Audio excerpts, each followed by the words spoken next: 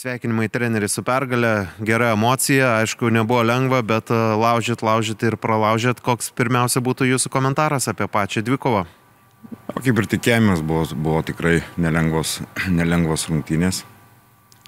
Manau, ta pergalė sunki, bet pelnyta. Galbūt pirmą kėlinį norėjosi daugiau truputį tokio ramumo, bet antram kėlinį pakalbėjom, pasiaiškinom, kaip ir kas ką turi daryti, ir antras kėlinys visai tikrai buvo neblogas. Įmušėm įvartį, Banga galbūt paskutinė ta ataka galėjo blogai baigtis, bet šiaip vaikinai tikrai susitvarkė, ką minėjau prieš rungtynės, kad pavojingi kontratakosi, tai praktiškai šiandien neleidom nieko padaryti ir džiaugiamės pergalę. Iš esmės, tokios tvarkingos, stabilios rungtynės, tik kad nepavyko anksčiau mušti, bet viskas gerai, kas gerai baigėsi. Kaip minėjau prieš rungtynės, Banga labai disciplinuota komanda, kuri mėgsta dirbti gynime ir sunku tokią gynybą įveikti, bet kaip minėjau, tikrai šiandien vaikinai ypatingai antrą kėlinį atidavė ir širdį visas jėgas, ko pasekoje vainikavo įvartį. Ėmėtės keitimų, vienas iš tų keitimų, galiausiai Nojus Lukšys įvartį pelno.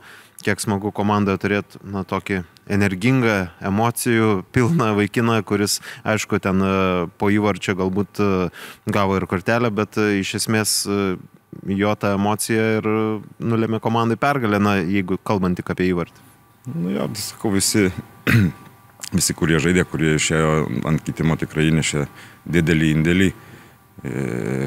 Keitimai, matėm, kad jau pavargęs priekis, nes tikrai dėjo daug darbo tiek gynime, tiek atakuojant, stabdant Bangos atakas.